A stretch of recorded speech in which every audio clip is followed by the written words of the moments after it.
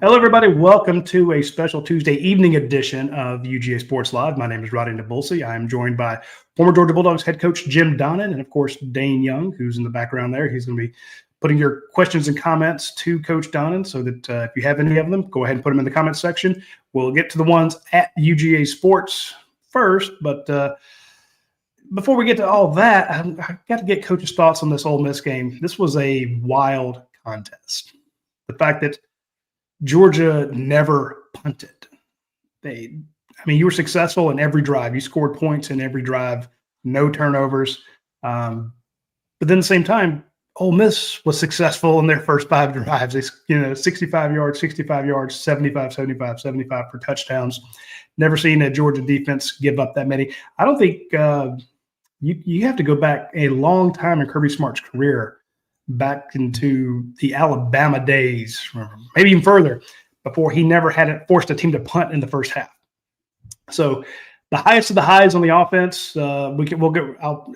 Dayne, if you can grab that graphic that we made of Gunnar Stockton's weekly awards, it's through the roof. Everybody in the world's singing Gunnar Stockton's praises, but a lot of people are having questions about the defense. So we're going to get Coach's thoughts on the what he saw in that game. For those that didn't make it to the watch along, we did have thousands of people join us for the watch along. But Coach, kind of give me your weekend review, if you will, of this Georgia Ole Miss game before we start looking ahead to the wildness that's going on in Florida.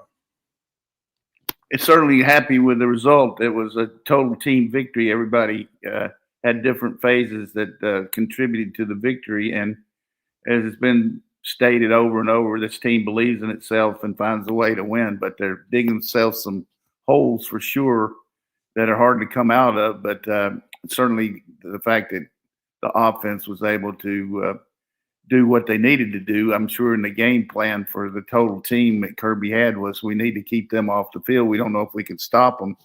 And he was right. We didn't. So some things contributed to that. The quarterback certainly didn't let it bother him playing in the stadium. The receivers really read our coverage as well, and it's been well chronicled. We can hit that the rest of our lives about our percentages against the pass in the first half, and it's not luck anymore. I mean, everybody's doing it, so we got to find a way to regular down situation to get them.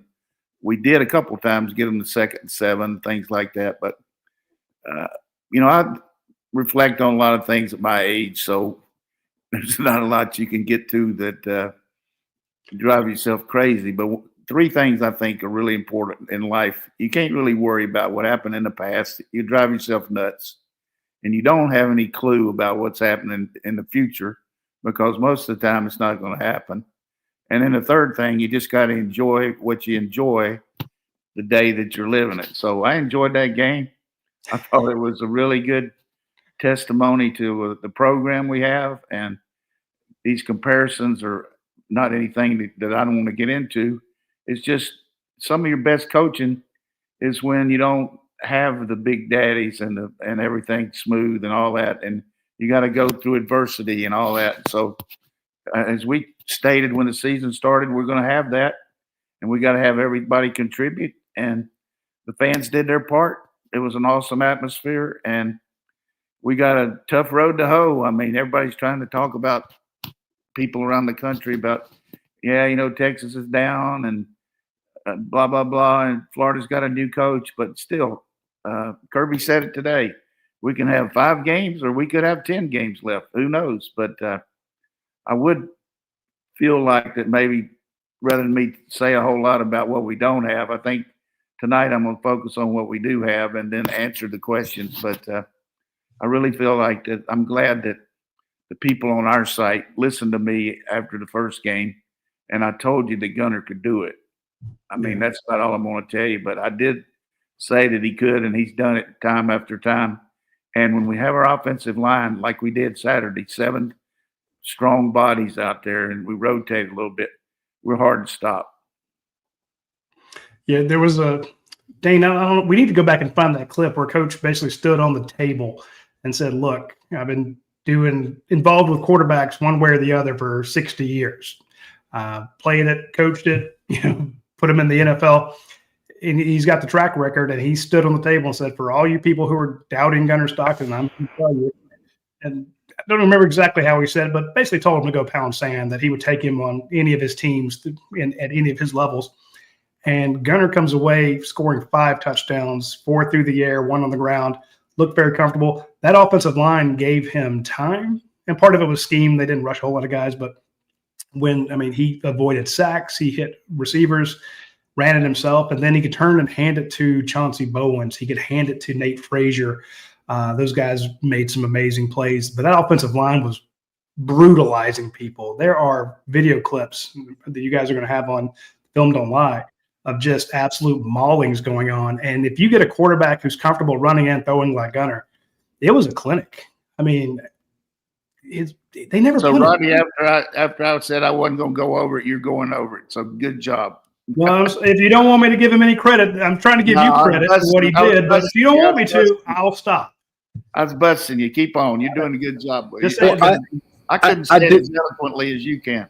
I do think it's a step further, though. Yes, Gunnar Stockton, but also Mike Bobo, because even early in the season, the Bobo people were doing their Bobo thing, and you can't complain about Georgia's performance offensively against Tennessee or against Ole Miss, really against Alabama either, maybe here or there, a couple of things.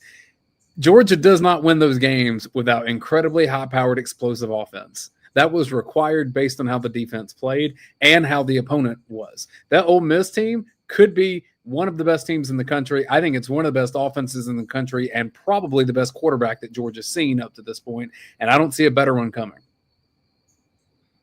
We'll see. I'm worried about that one over Tech. I was going to say the same thing. But I'm not looking into the future. I'm not looking. I told you. So. No, I was just saying I'm very excited. You want to talk about what Georgia has? They got that O-line. They've got those backs. They've got the quarterback. One of the questions for me, Coach, and you know that I'm a big advocate of the tight ends. And after they came away from that Auburn game, having targeted them 9 times but only 3 successful passes, Georgia used their tight ends brilliantly. And Dayne, shout out to Mike Bobo. People said that he doesn't like to. Somebody was actually trying to tell me he doesn't like to use his tight ends. I'm like, are you smoking crack? What? He loves his tight ends. 3 touchdowns for Lawson Lucky. I'm excited for Lawson. Today or yesterday was his birthday. Yeah, today's his birthday, and I think the fact that go hand in hand when your passing game is mostly drop back, then you're not going to get a lot of deception there. I mean, it's what we call a show pass. I mean, everybody after the first step, the linemen, the way they set. But the fact that we can run RPOs and run the play action, and the thing that this kid gives you, even in a bad choice in an RPO sometimes or a read play, he's got the ability to make something happen at it. I mean, they had a guy on the quarterback and a guy on the dive, and he kept the ball around the quarterback key and scored a touchdown.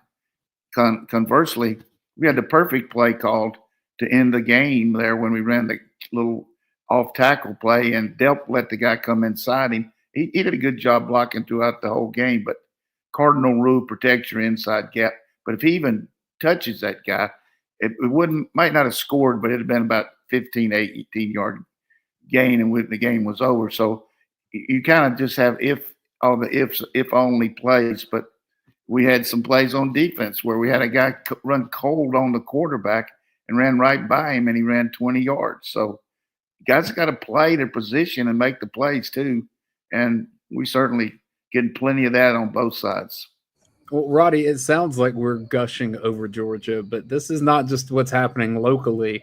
If I could, I'd like to play a clip from Chris Felica from an interview that Coach and I did earlier today. Chris Felica from Fox Sports also jumping on that Georgia bandwagon this time of year. I would not be surprised at all. Maybe the tiebreakers are going to go against them and they won't wind up in the SEC championship game, but it would not be surprising to me at all if Gunnar Stockton is in December in New York, the second weekend in December, and if this team's playing on Monday night, January 19th for the national title.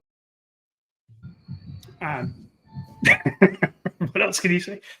Hey, just like I told him to say it. No, but for that guy to say that, he covers everything, and he gets on me all the time about Georgia, just like I do him Miami. But and I hope our fans will.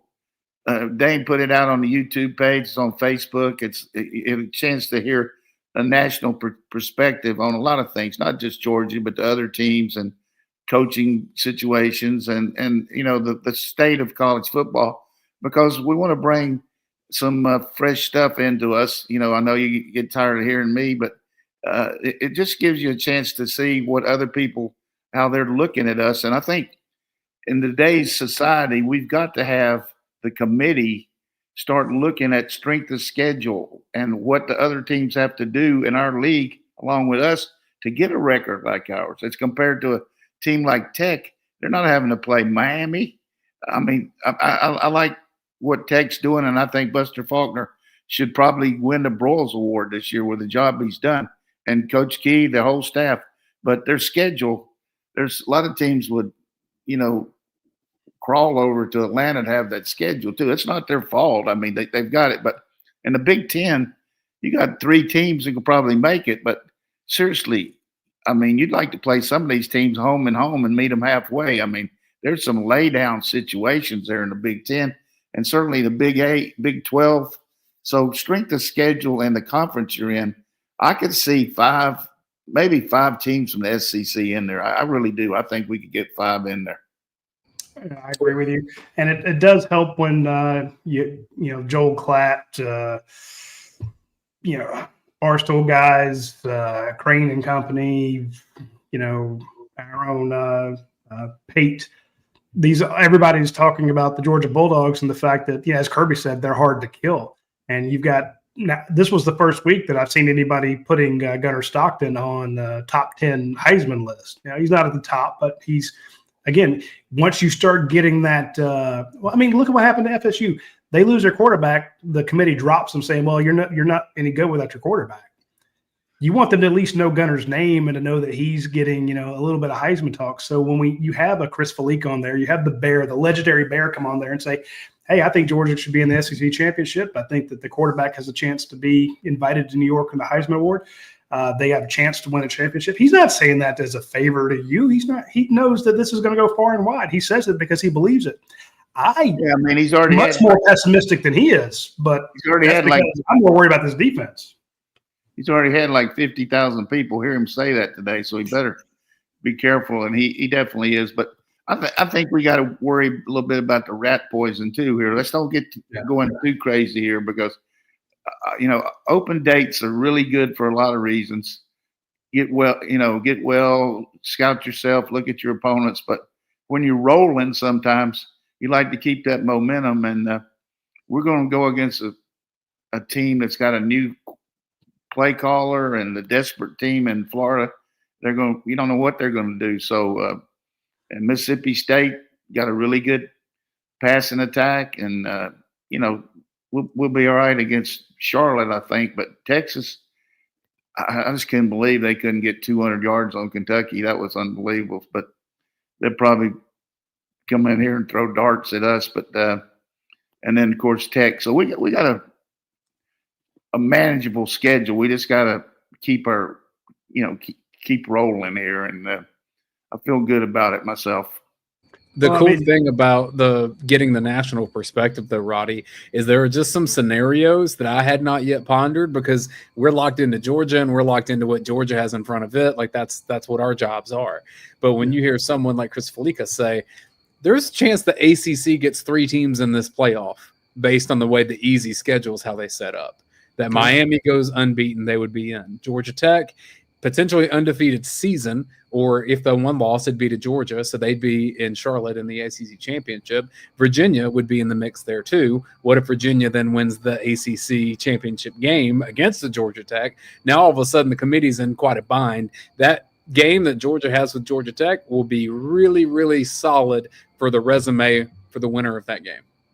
Yeah, I think from the Tech perspective and from the ACC perspective, Miami can get in with 2 losses. I don't know that Tech and Virginia could do that. I mean, with 2, unless they won the ACC. So, but you do have that perspective where 3 teams from the ACC, that's pretty strong. And I can't see more than 2 from the Big 12. And probably for sure 3 from Indiana, Oregon, and Ohio State from the Big Ten. So and before you know it, maybe Notre Dame gets in there, and then the at-large team, probably South Florida.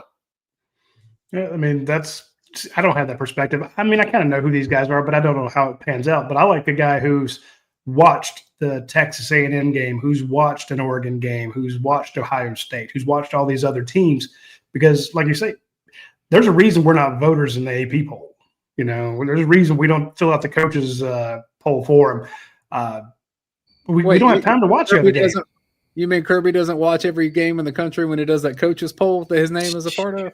I tell you, Kirby's big on that, though. If he's going to sign his name on it, he's going to make sure that he's looked at it. I can tell you that. Yeah. So, I mean, but that's nothing against AP voters. I've known a bunch of them I've known a bunch of Heisman voters, and some of them are fantastic. Some of them are not. And when you get a guy like Bear come on and say, hey, I've seen his job is football, it's college football. And he's like, I think Georgia's here. I'm like, okay, because I think Georgia's not here, but in this area, depending on the half. So here's what he made the vivid point that some people don't understand because they're not around it. But he said Tech's rated in the top 10, but their power ranking as far as other teams in the country, when you compare them to other teams in all conference, is in the 20s. So you can look at the poll, but these committee people are looking at the power ranking. So, and that's based, it might be a really good team, but they're basing it on who they've played. So in that way, he said it, Dane. Yeah, pretty much the schedule has them inflated based on what the nation thinks. But if you look at the talent and ability of that team based on a ton of different metrics, that they would probably be in the low to mid 20s.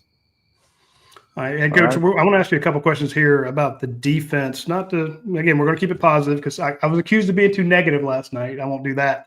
So I'm going to talk about Pie first, and then we're going to ask you a little bit about the defense, and then we'll get to the questions. First and foremost, I want to mention our friends over at Darden's Delights, one of our new sponsors. You need to check them out. There's a little logo. You'll see it there. Betsy Glass came and dropped off some pies last week. I finally got my key lime pie. I am a key lime pie connoisseur. It is one of the few things, those people who can taste a wine and they can talk the sommelier and talk about how great the wines are. I can do that with key lime pies. I've had them from coast to coast. I've had Kermit's. I've had everybody who's claimed to originate it. And I will tell you, Betsy Glass's, the Darden's Delights key lime pie is damn near the best I've ever had. There was maybe only one that was better, and that's because it had like that much whipped cream on it, and I was drunk off my butt. But the crust on this thing is phenomenal. The filling is perfect. It is tough to get a key lime pie crust perfect, and she did. She nailed it. So go to Darden's Delights. Try the Dangerously Delicious Fudge Pie. That's their flagship, if you will. That's the one that launched the whole business. People had that fudge pie, and I had one of the small ones. My God, that's good. I'm walking 5-6 miles a day just so I can eat these pies. So go to Darden's Delights, Dardens, especially if you need to do some corporate stuff. You have a staff that you need to get pies for, or you got some clients that you need to get presents for. Go ahead and get your orders in now because she's going to fill up. It's a family business. It's not like it's some giant corporation. It's her and her husband, former Georgia graduates who are doing this. So check out Darden's Delights. You'll be very glad you did. Also, if you can come to Athens for the bye week or the upcoming games, you need to go by Athens Ford. Check them out. They have a ton of fantastic deals on the new vehicles we were talking about on the watch along show. Some of the financing they have, some of the $16,000 off Ford F-150.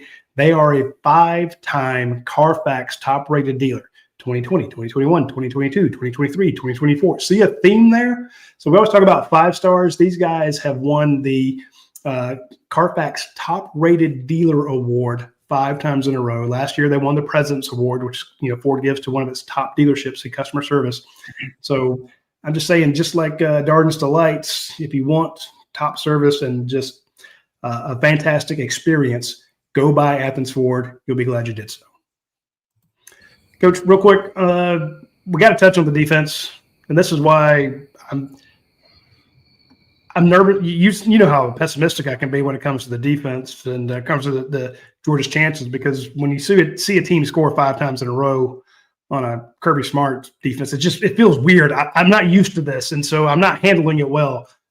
I need some. I don't want to say talk me off the ledge, but you're a realist. You've been honest with us. You warned us that these games would be nip and tuck before the season started. You said it's not like it used to be. You can't just go out and dominate somebody for 60 minutes. It's going to come down to a play here or a play there. Are you seeing the defense get better, worse, staying the same? Just give me your thoughts on the Georgia defense. We talked about the offense earlier. Yeah, segments potentially are going to get better because of the youth movement. You see guys like DeMello playing corner, making some plays when you have to have it. You see Elijah Griffin coming in there playing probably as much as anybody in the D line. He's going to be big time.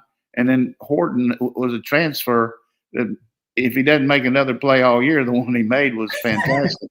and then the biggest thing for us though is eliminating the mental part of coverage wise, where it's okay if you let a guy catch a short pass, but you can't miss tackles. We're out of position sometimes and miss tackles, but we're also missing them when we're in position. So we're doing okay against the run, but against the pass, just a startling percentage, way over 70% against us, 130 something in the nation in the first half. So we got to make some improvement playing the ball in the air, and we got to eliminate the pass interference penalties because those are just gifts. And I think, our underneath coverage has shown flashes of being right almost in the perfect position. And we got to do a better chance when we get a chance to get an interception, get it. But I do feel like if we can keep our offense in the position that's in and make the other team play from behind, then we can maybe take a few more chances with the rush and get after the quarterback. But the psychological part of people saying you just can't put Georgia away, you can't, and it's in the other team's head. And when they see us doing that, then it gets in their mind, well, we had our chance and now here comes the dogs. You know what I mean? So we got to use that to our advantage. I mean, everybody in the country is talking about it, whether it's Joel Klatt or Kurt Herbstreit or anybody. This Georgia team is built to believe in itself, and you always got to use that. Fortunately for me, I was in some championship programs as an assistant coach and a head coach, and I always told our team, deep down, when push comes to shove, do you really believe that other team thinks they can beat us? And it can never enter your mind that when things are going a little bit rocky, that you're worried about the possibility of being humiliated by a lesser opponent. And that's what it is. Any way you look at it, the way all of our people believe in us and all that, when you lose to another team, it's a real monstrosity around here. So that's what you got to use psychologically. And I think that's going to be in our favor, particularly in that game against Texas. It has such a stout defense that, hasn't given up many points now. I mean, sure, Kentucky had a chance to win and had absolutely the worst play calling on the goal line that I've seen since I went to a midget game at Burlington City Park in 1966. I mean, when you don't block the end man on a wedge play on the goal line, not once, not twice, but 3 times, what in the hell is the guy in the box doing? What's he looking at? You got to give your kids a chance to win. And just by alignment alone and the way you run a play, they got no chance. The wing man, the end man on the line's the guy's running to jump over the line on which all of us have seen the helicopter play where the guy goes and he goes over the top. You got to, everybody's coming pinch, so you got to protect the edges. And that's football 101. And I usually don't try not to be critical, but I'm just being realistic. That was pathetic. Particularly as good as they, played. They held Kentucky held Texas to less than 200 yards. 200 yards, Wow. Texas gets Kentucky. Do you think that's it for Stoops at Kentucky? I mean, he's going to get lit up this week. This Tennessee team's offense, man. Whew. If they don't turn the ball over, it's hard to stop them. But then, their offense has got a quarterback. They're doing some good things, but Tennessee's defense is not that great. But I mean, when you look at it, he lost 10 straight SEC games and like 12 out of the last 16. It's not good. Some people are saying he's going to Virginia Tech. I don't know. He might be. Yeah, there's a coaching carousel going on right now. I think the agents are fielding calls from all over the place. And I think once a couple of those dominoes hit, I think we're going to see some other coaches let go because they have their guy, I don't say in place, but they know that they've identified their guy. And I think that's why we've seen a few when the AD comes out and says, oh, no, we're sticking with so-and-so, the vote of confidence. Yeah, the kiss of death, the vote of confidence. I think some of that is they're waiting for some slots to open up and a couple guys to say, yes, I'm coming before they make a move. So it's don't quit your job until you have another one lined up. Don't fire your coach until you at least have an idea of where you're going. It's like the transfer portal. I mean, everybody is working this. These agents are working it. Everybody's doing everything. And all the coach can say is, look, I'm trying to do my job and all that. But they're going to look at, to me, some of these jobs look like they're better than the ones that maybe somebody has. But the transfer portal is making it a lot easier to be a good program in a program that doesn't have the tradition and that might not have the recruiting base. Anybody would just say Florida, wow, that's a great job, which it is because recruiting and all that. But if you've already got an established team with a way to get kids in and NIL and you've got your base there and your family's happy, you got to be careful about jumping on something like that. And let's look at it like this. Florida, any way you look at it, in the last 20 years has not had much of a success rate. The 3 years that Urban really had it rolling, but other than that, and let me just say this, just because the guy wears a visor doesn't mean he's going to be a great coach for Florida. I mean, hey, they're saying, boy, he can be Steve Spurrier. He wears a visor. Good Lord. I mean, and Steve Spurrier will tell you himself, the SEC is a lot more difficult now than it was when he coached in it. I mean, he came in with a really good plan, throwing the ball, and he did a tremendous job at Florida, as good as anybody has ever done at taking a program over. But he came in at the right time. People didn't know how to defend that run and shoot or whatever he was doing, fun and gun, and he did a great job with it. And he did some good things at South Carolina too, but he knew it was a lot more difficult when he got there when you look at the league itself. But you got to look at who you got to beat, and certainly there's going to be plenty of coaches that their agent's going to wheel and deal about who's going to get what. But, I don't want to get any more about it, but I would say that it's not a lock that Lane Kiffin's going to go there because, he's got to think about where he is and expectancy level, and what you got where you are. You know what I mean? So that's what happened to the guy at Indiana. I mean, they came in there and locked him up the other day. The guy was making $570,000 2 years ago. Now he's making $11 million. And that's what I call the American way, baby. That's the way to do it. It's funny, and a lot of coaches now, they're like, okay, what's my salary going to be? Okay. More importantly, what's my NIL budget? What have we got for players? Because now that is absolutely a consideration. That you can pay, they can pay you a lot of money, but they're not getting players on the portal. Excuse me. Go ahead. Anytime you take a job, you're looking at an investment. Like sometimes people be working at a bank and somebody will offer them a job and it might not be as much as the other place, but the chance for advancement is there, and you look at the potential from my situation, I took a cut to come to Georgia. I mean, because I had everything going at Marshall and I had a lot of outside things going. And Coach Dooley, was always had his first grade lunch money, and he was trying to make me earn it, and he did. But I saw the potential here, and I didn't come here because of money. But certainly once I got it rolling, I wanted to get paid like it. But the reality is you take a job on the potential and chance to coach in a great level, and that's what you got to look at. And what's it going to be like for your assistants? What kind of facilities you got? All those things add in. All right, Dayne, I know we got some questions on the dog bin. Let's go ahead and get to those. All right, pulling those up from the dog bin at UGAsports.com. Classic City Dog 09. Coach, thanks for all your insights every week. You're a true damn good dog, and we love hearing from you. Last week was the best Georgia offense I've seen in 4 quarters for some time. Deep shots, 46-yard runs. Playmakers got the ball. Maybe the 85 Bears couldn't have stopped them. Do you believe that the biggest change in the offense last week compared to previous weeks was that there had been some ugly possessions weaved in there, not as many of this time? I want to know, do you think that's a change in play calling, or is it just much better execution? There's only one reason that happened last week. The O-line.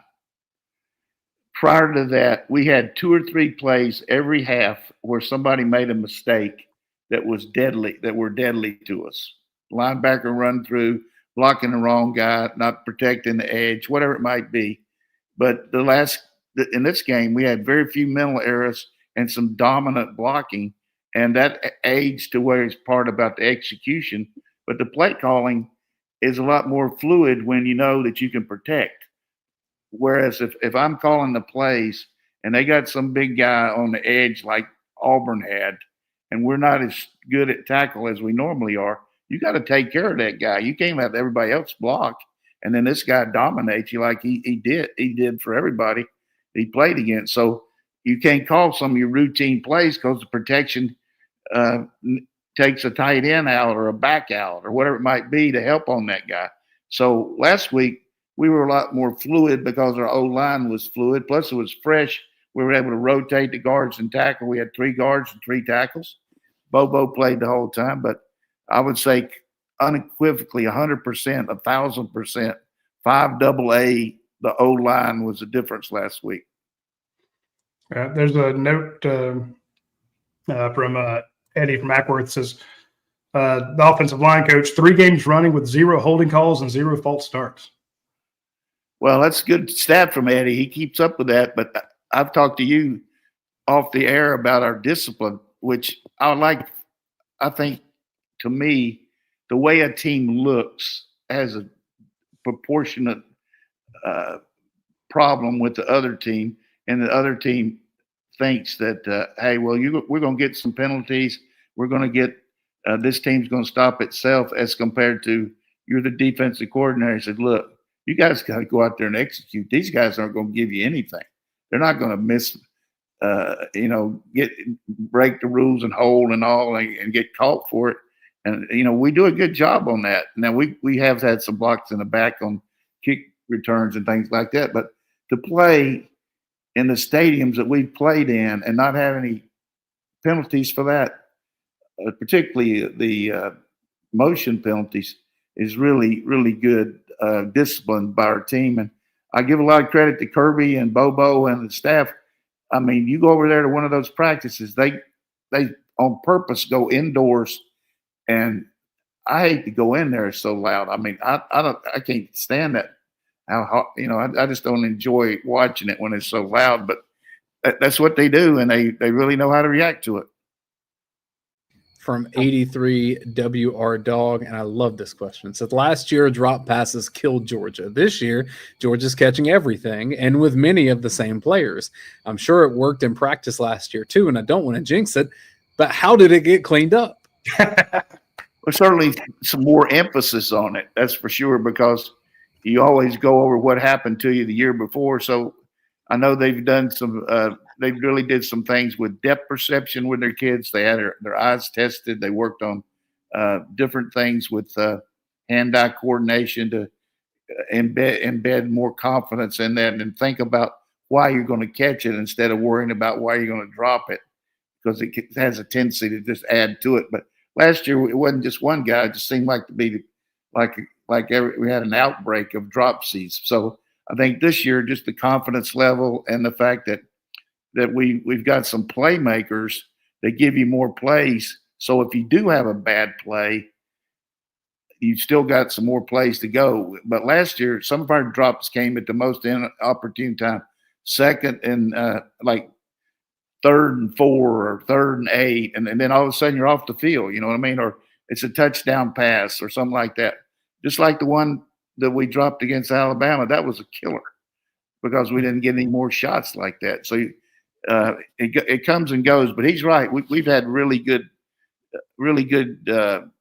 concentration, and it's all technique and practice and the way you work things. I like to throw the ball against the air. I like to go out there and install a play when there's nobody out there, because if you can't run it against the air, you're not going to run it against guy covering you and a rush and all that. So you need to get where you're not thinking about the rush and the coverage and all. You're just executing your route and where does your head turn. A lot of times you got to know where the ball's coming from. Where's the quarterback launching it? Because if you're out here and you're looking over here and he's throwing it, you got to turn your head and all. It's very deceptive to your hand-eye coordination. So I won't get into a lot of that, but there's technique on where you put your hands and concentration and all that. They've worked extremely hard on that. This question is a journey from Athens Dog 189. So this is such a great feature on UGAsports.com, Coach. Thanks for taking time to answer these questions. On defense, it seems like Georgia's trying everything but not having success in pressuring the quarterback. And I know it's good gap discipline, and I know that's good fundamentals under Kirby, but it just seems like defensive linemen and linebackers are robots out there running straight into the blockers, seemingly with few moves. I know that Georgia's not as talented on defense, but there are some guys that can win one-on-one battles. At some point, do you just say to heck with assignment football and say go kill the man with the ball? Yeah, well, you can't ever say – you've got to have a defensive call because you got so many ways they can attack you. But I do feel like it's a great amount of these passes are being thrown on 1st and 2nd down. So the good news, we're doing better against the run, but we're having a hard time on the when it's an either-or situation, you know what I mean? So it's hard to kick back and rush the passer if you're worried about protecting the outside edge, and we haven't done that real well too. But where we've gotten some really good rushes when we do the twist and when, where the linemen twist and, like he's saying, not just running gap control, and we run some linebackers through. And we're close on a couple knockdowns there with our linebackers playing underneath. But it's just you look at this team, talent-wise, as compared to some of our defenses, when this NFL draft comes in April, you're not going to see many of these defensive players drafted. I mean, like we have before, and that from that standpoint, we lost 2 guys, Michael Williams and Jalen Walker, that are kicking ass in the NFL. They were our pass rushers, and then you got 3 D linemen that are playing on teams in the NFL right now, the same thing. So it's just not to mention the one that's playing that did a good job rushing too. That's not first team from the Vikings. So we don't have quite the personnel up front, but we do have some young guys that I think are going to be better as they get more experience. Radi, you would ask for optimism on defense, and I think there's a couple individuals that you can point to that maybe it was just expectations a bit lower in the summer, but Josh Horton, for example, I mean, I didn't hear people – he barely played at Miami, and so I didn't hear people raving about him all summer. DeMello Jones being a contributor to the extent that he is, that's really good for Georgia. Hey, DeMello had that play down the sideline where it was perfect. It was a great throw. He played it perfectly, knocked the ball away, or at least kept the guy from making the catch. And once one bad play, as Coach always points out, one incompletion can derail a drive, or one batted ball. I mean, halfway through the game, we're like, hey, where are the batted balls? This kid's throwing it everywhere. When's the last time Georgia had one? I couldn't remember one in the Auburn game or the Alabama game. I'm like, this feels like it's been forever. And all of a sudden, Xavier McLeod gets one, and as Coach points out, Horton does as well. And we had started noticing Horton a couple games prior. It's like, okay, and this towards the later part of the game, but when he gets in there, he's making the most of his time. So there's some optimism there with DeMello Jones. I think Quintavious Johnson playing that edge. the guy talking about sometimes it looks like they go right at a guy's chest. There are other times, though, he's coming off the edge and making a play. Now, you remember what I guess a couple games ago, he had that horse collar. And you're like, come on, man, you can't do that. But then he made 2 plays in a row right after that. He also had 2 good stops against Ole Miss. And, Kirby says a batted ball is as good as a sack. He's right. It's the same as an incompletion. It really now all of a sudden it changes what your defense can do.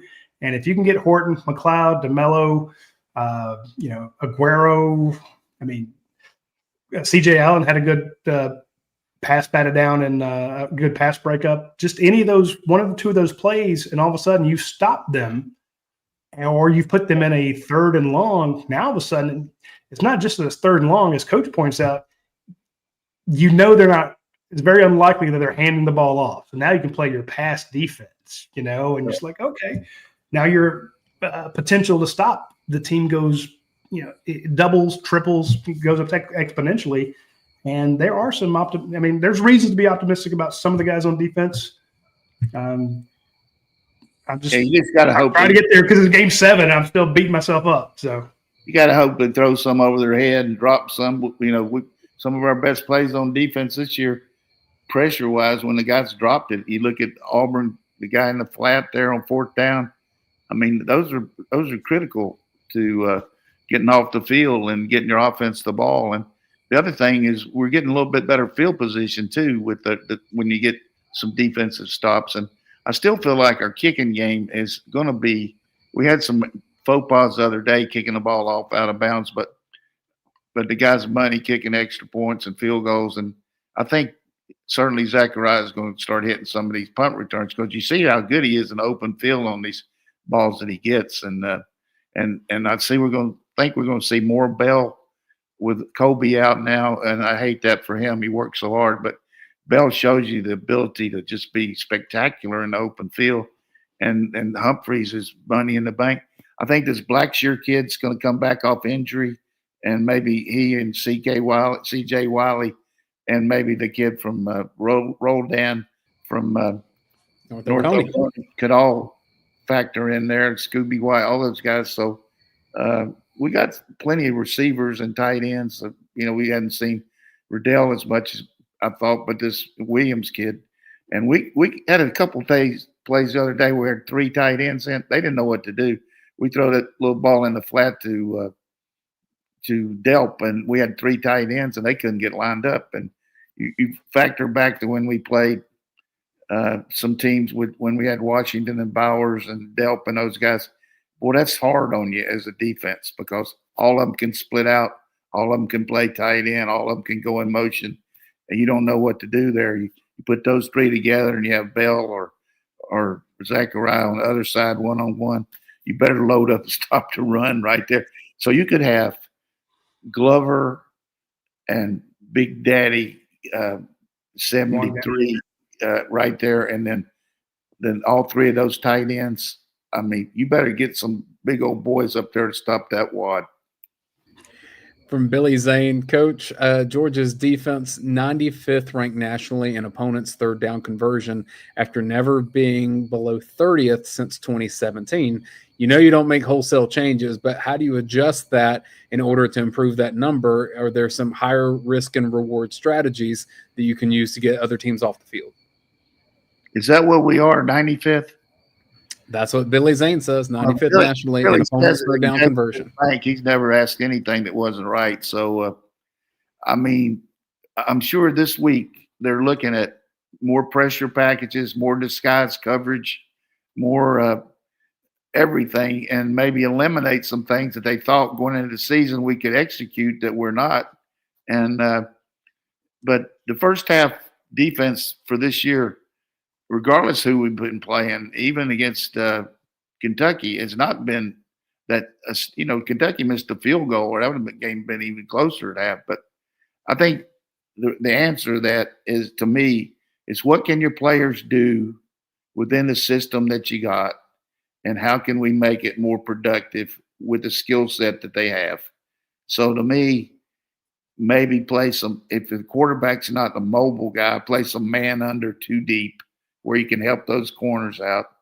But if you don't, have a running quarterback, you can do that, but it'd be hard to do it against certainly. I don't think that DJ's running that much, but they got a great receiver in that Wilson at Florida and that back. We got to stop the run. That ball kid, he's running a lot, making a lot of yardage, but we'll cover that game next week. Georgia is 95th, coach, and Florida is 70th. So, but we are 5th in the country. We're going on the same bus, offense, defense. So I like that. From BTV Dog, how much time does a head coach spend in the season coaching the coaches? Ooh. Who was the guy that asked that? BTV Dog. That's one of the best asked questions I've had in 5 years here. You have got to motivate the motivators. You don't spend half the time with each individual player that a position coach does. So you got to set the standard, the goal for the week, what we've got to do as a group, and then segment that within each package. So like if the defense knows that they're going to have to really hold this team down exponentially because the other team's defense is so good, we got to eliminate mental errors, and we can't let this team score more than so many points or it's going to be hard to win. So you talk to your staff about that too, about hey, maybe we can take a few more chances on defense because our offense is going to light these guys up more than likely. So you look at it from that perspective, but you also want to keep the juice in them and say, I'm sure these guys are getting tired of hearing about not being able to do this, not being able to do that. And you got to work on these coaches' brains to make sure they're being positive but realistic, but making sure that the kids do what they're supposed to improve and not just worrying about what happened and all that. You got to find a way to fix it. I mean, if the dam's broke, you got to fix it. I mean, you can't let it just have a big problem at the end of the prairie there. So I really like that question, coaching the coaches, motivate the motivators, and coach everybody in the building. Hey, everybody that's affiliated with, we got to get better food here. Our kids aren't eating enough. That's why I ain't worth the shit in the first half. No, not really. I mean, you know what I'm saying? I mean, our food's great. It's really good. I didn't mean it like that, but I know what you mean. But you're right. You're right. That's just funny point. Program. Are we doing too much in season? Are our kids tired at practice? What are we doing as far as how much running they're doing? Why are we getting these kind of injuries? You talk to the trainers, you talk to everybody about morale. And the bottom line for coaching the coaches, and it's the way it is any place, any organization, it's morale. If you feel good about what you're wearing at practice, you're not worrying about if you got clean uniform or you're worried about your shoes don't fit or anything like that. Eliminate the negatives. If you don't have the right kind of tutors, and the guy's not getting what he needs to supplement his education, that hurts the morale. You got to have a morale base where everything's equal, and then you use your time accordingly. Don't get in a situation where you think just because you got activity that you're getting something accomplished. What are we getting out of these drills? Are these drills saying to what we're having problems? We don't need to do a lot of these kind of drills when we're not even seeing that in the game. Let's do more ball in the air. Let's do more sideline tackling. Let's do more 2-on-1 offensive blocking. So you coach the heck out of the coaches. That's a great question. The two more from the vent. This one from Mayberry Dog. And yes, the icon, the photo from Mayberry Dog, it is Barney Fife. So that is wonderful. Says Coach Donnan, I love that you're still involved and that you are around the program. It's truly a testimony to how special UGA and Athens both are. And considering all the former coaches, yourself, Mark Richt, Ray Goff, Vince Dooley, they all stayed around Athens or close to the program, and Kirby Smart. Not all places can say that. The question, now that we've seen it sometimes this year, is chasing points prematurely instead of reading the flow of the game, can that be an issue? For example, 4th and 1 against Alabama, instead of going for the points to tie with 13 minutes left, and against Ole Miss, going for 2 instead of the extra point. Do you think those can be momentum killers? And then what do you think about the analytics book that Georgia would use to validate those decisions? definitely a good question again. And I would say this as the coach, you got to look at the analytics because they got the percentages there, and they're looking at everybody all the time. But you also got to get a gut feel for why you're doing it in the game. I know why Kirby, and this is the way I feel about it. The reason he went for that play to make it and score was he didn't know if we could keep Alabama from scoring again. Based on the game, we did a good job in the first half, but they were in a gnat's ass of going a lot of plays on us. So he felt like we had a better chance of making that and getting ahead of them and make them come from behind like the other guys had to do the other day. You see what I'm saying? And from the standpoint in that game with so much time left, the reason he did it is he didn't know how much we're going to stop them, so let's at least get even with them. So there's times where you don't chase points and people talk about it. And if all things are equal, you don't. But the game itself has a lot to do with it. Just like last year against Tech. We went for 2 early against Tech. But the reason we did it, we weren't getting any possession. They were keeping the ball 5 or 6 times, minutes at a time, and we couldn't get the ball. So we had to try to chase points so we could kick a field goal and be back in the game. So that's why he did it. And let me tell you something. This guy spends he's great with his family, I promise you that. But he thinks about everything. And he works it, and he's got people there with the analytics. And if he feels like that's the gut call, I'm going to go with it. And that's just the way we did it. But I think from my perspective, he's using the game itself sometime based on our success or failure level on why we did it. Final one. That's from Rohan Dog. And I'm going to read this as it's written, and then I'll edit because I don't think it's going to make a bit of sense you'll see why. Coach, you're now the general manager at UGA in charge of roster management. You have a $100 budget NIL for the team. What positions would you prioritize, and how would you spread the money among different position groups on offense and defense? Thanks for what you do for UGA and the fan base. Go Army, beat Navy. I think he means you have $100 million. Well, if I've got 100, I'm going to be selling used cars over there at next week for Athens Ford. I can tell you that. Yeah, I think he's saying 100 because it's like you can keep it in simple dollars. How much money out of $100 would you spend? Okay. I need those things like George Foreman used to have on when they had the, is it true or false? George would always answer the questions true or false. You couldn't ask him something he wanted to give an idea about. So from my perspective, and I'm involved with it a little bit because I know some of the boosters that help us and you try to put the word out a little bit, but I don't know how much each guy gets or anything. But you got to look at your team and the makeup and what value does that guy give your team and how much is it going to separate you from your norm about spreading the wealth around, because you got to be fair to everybody. I mean, it's not right for a guy not to be getting something comparable to a guy that's not even playing and he's playing. So you got, from my standpoint as a general manager, you got to have a base salary that's based on the how much it means to the team, and usually skill guys and defensive ends and things like that. Everybody it rotates around, but the thing that Kirby was able to do after the first couple of years, he didn't want to upset the apple cart and bring a guy in making more than people we have. But now that we got plenty of money doing that, it's taken that to get these guys. And plus these guys got agents now, and they want to know what all's in your package as compared to, hey, how's your weight room and all that? Hey, what are you going to do about my parents? What kind of travel are you going to have for them? I mean, there's a lot of questions involved, but Kirby's a master at it. He really is. And I mean, the only thing I would ever say negative about the guy is he's impatient.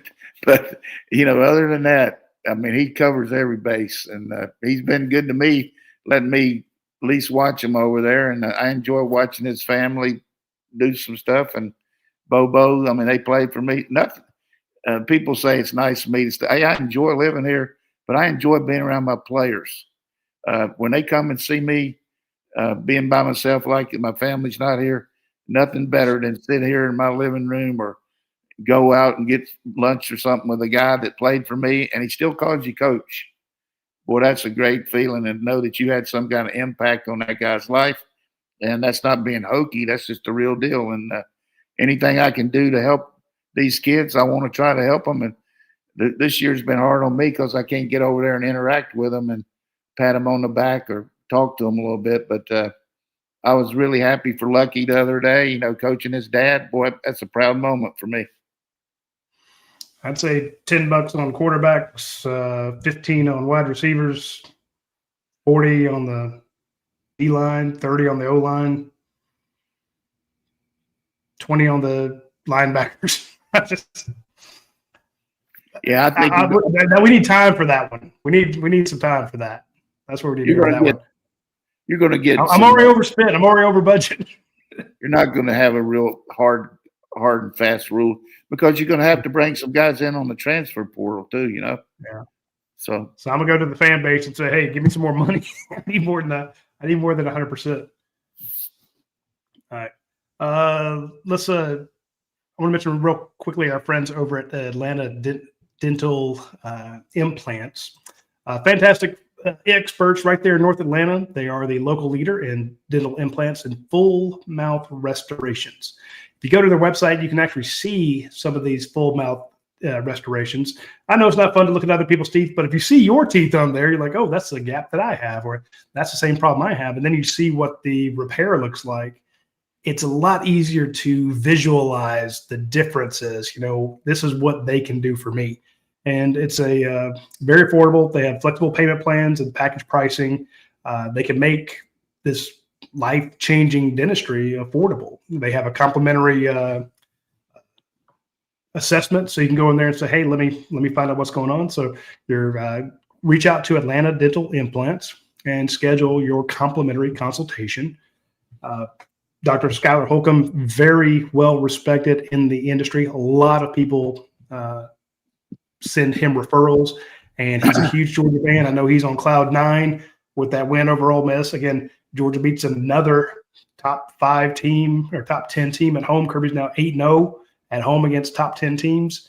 And I guarantee you that there was a horse, Dr. Skylar Holcomb, leaving the stadium on Saturday night. I imagine his consultation on Monday was through sound like he had a frog in his throat probably, because I'm sure he screamed himself hoarse. Yeah, appreciate that. That was that helping you guys out with that. Give you some good sponsors. So, yeah. But that our fans the other day just incredible because I think everybody just keeps wondering what's going on. But the reality is, we got to find a way to augment the offense and get the defense rolling a little better. I think we'll do that against Florida, that's for sure. I'm trying to see. There was you guys got me going overtime. I tell you, my eye was feeling better, so you want me to get in a fetal position here? All right, that's it for the time. We're gonna cut this through. Ask a couple more. I'm gonna hold my eye a little bit, but no, Coach, we'll end it right there. I thought there was one other question, but I realized you actually answered it. It was in the comments section. Yeah. But somebody was asking the same thing that was asked on the dog. Since we got the dental, it's not so much this place here, but this guy went in the dentist and he had to get a tooth pulled, and the doctor said, "Look, this is going to hurt you here." He said, "I need to give you some Novocaine. Let me give you a shot." And he said, "Oh, I can't stand needles. Don't give me a shot. I can't stand it." And he said, "Okay, well, let me take this laughing gas and put over." "Oh, can't do it. Said, I get claustrophobia." And he pulled out this blue pill and he said, "Take this. It'll give you something to hold on to." All right, sports fans. Here we go. All right, folks. That's all the time we have for this week's show. We'll be back next Tuesday. It'll be cocktail party week. Don't laugh. We'll have the cocktail party preview next week. So Chris had a question about the Florida game. We will hit that up about them having struggles. Chris, we'll talk about that next Tuesday at noon. We'll see you then. Y'all take care.